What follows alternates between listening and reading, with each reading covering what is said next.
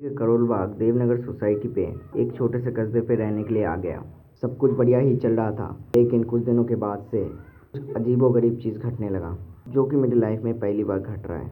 मैंने सोचा कि ये सब काम के दबाव की वजह से हो रहा होगा। इसके लिए 2-4 दिन के लिए मैं अपने गांव से घूम के आ गया। मैंने सोचा इसके बाद से सब सही हो जाएगा, लेकिन कुछ भी सही नहीं हुआ। लास्ट में अपने दोस्त की सलाह सुनते हुए कंसर्न पे उनकी फैमिली डॉक्टर से मिलने चला गया। उन्होंने कुछ पिल्स वगैरह लिख के दिए। खाने के बाद 1-2 दिन के लिए आराम तो था, फिर भी उनसे कुछ नहीं हुआ। परेशानी कम होने की जगह पे परेशानी बढ़ गया था। समझ में नहीं आ रहा है क्या करूं। बहुत देर सोचते सोचते मैंने सोचा ये कस्बा मुझे खाली कर देना चाहिए। मैंने खाली कर भी दिया, लेकिन मुसीबत पीछा छोड़ने का नाम ही नहीं ले रहा है। मैं जहाँ जहाँ जा रहा हूँ वहाँ वहाँ ये मुसीबत चलते जा रहा है।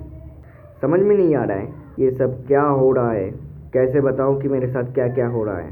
जैसे मैं सो रहा हूँ, कोई मेरा गला दबा रहा है। जैसे मानो घर के फर्श को कोई स्क्रैच कर रहा हूँ। जैसे मानो कोई आधी रात को मेरा नाम लेके पुकार रहा हूँ। ये सब तो नॉर्मल था मेरे लिए, लेकिन एक दिन जब मैं नींद से उठा, मैंने अपनी बॉडी के हर हिस्से में लंबे लंबे चिरा हुआ निशान देखा।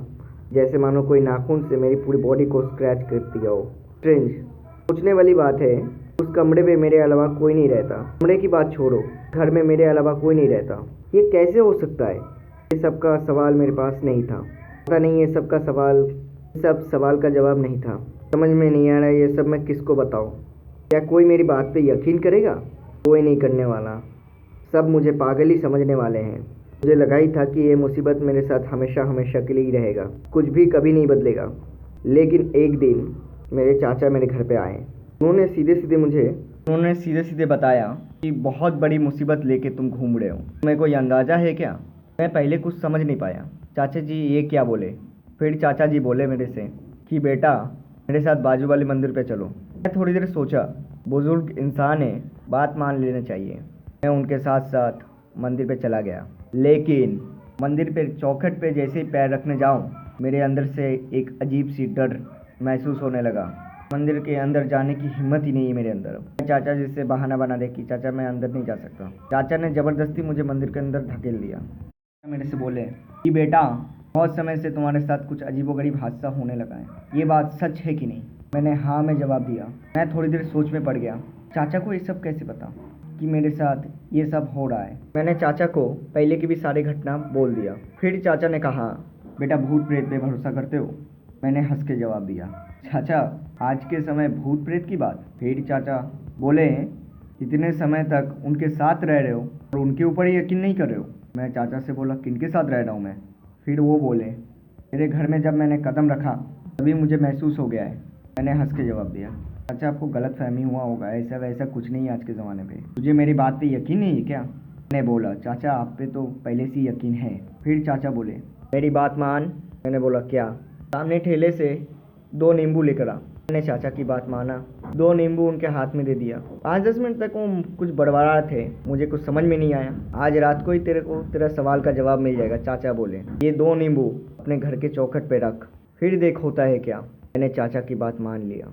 2 नींबू अपने घर की चौखट पे रख दिया। 5 मिनट से 10 मिनट, 10 मिनट से आधा घंटा, आधा घंटे से 1 घंटा हो, करीबन 2 घंटा हो, मुझे कुछ नहीं दिखा। जैसे ही मैं सोने जा रहा था, तब चौखट में मुझे कुछ अजीबोगरीब हलचल नजर आया। ऐसे मानो 10-15 लोग घर के बाहर कुछ बड़बड़ा रहे थे। मैंने ये सब चीज़ पे ध्यान नहीं दिया। मैं अपने बिस्तर की तरफ चलता गया सोने के लिए। जैसे ही मैं बढ़ रहा था, तब मैंने दरवाजे के ऊपर गौर किया। कोई दरवाज़ा ज़ोर ज़ोर से खटखड़ा रहा हूँ। मैं जैसे ही दरवाजे की तरफ बढ़ रहा था, वैसे ही देख रहा हूँ 2 नींबू मैंने चौखट पे रखा है, वो 2 नींबू बहुत ज़ोर ज़ोर से हिल रहा था। ये सब चीज़ मैं आज पहली बार देख रहा हूँ। क्या ये सब सच में होता है? ये सब चीज़ देख के मैं थोड़ा डर गया। थोड़ा नहीं, बहुत ज़्यादा डर गया। मैं अपने सोने के कमरे में चुपचाप चला गया। जाके चुपचाप बिस्तर पर जाके लेट गया। उस रात को मुझे नींद नहीं आया। जैसे ही सुबह हुआ, मैं चाचा जी से मिलने चला गया। मैंने तो इतने दिन से महसूस किया था, अब तो आंखों से भी देख लिया।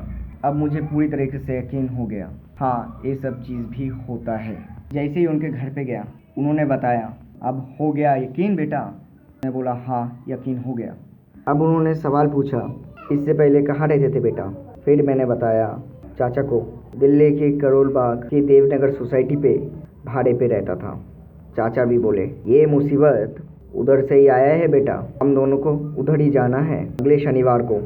मैंने चाचा से बोला, चाचा अब मेरे अंदर हिम्मत नहीं है मैं उधर जाऊँ बार बार।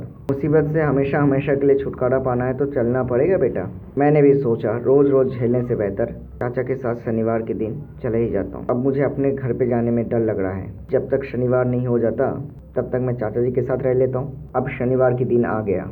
मैं और चाचा दिल्ली के करोल बाग देवनगर सोसाइटी कि उस कस्बे पे पहुंच गए। चाचा ने कुछ मंत्र वंत्र पढ़े। उस घर पे एक छोटा सा पुतला, एक छोटा सा खिल्ली दबा के चुपचाप चले आए। मुझे कुछ समझ में नहीं आया चाचा ने क्या क्या किया, लेकिन अब मैं बहुत खुश हूँ। मैंने भी दोबारा चाचा से कोई सवाल नहीं पूछा इस बारे में।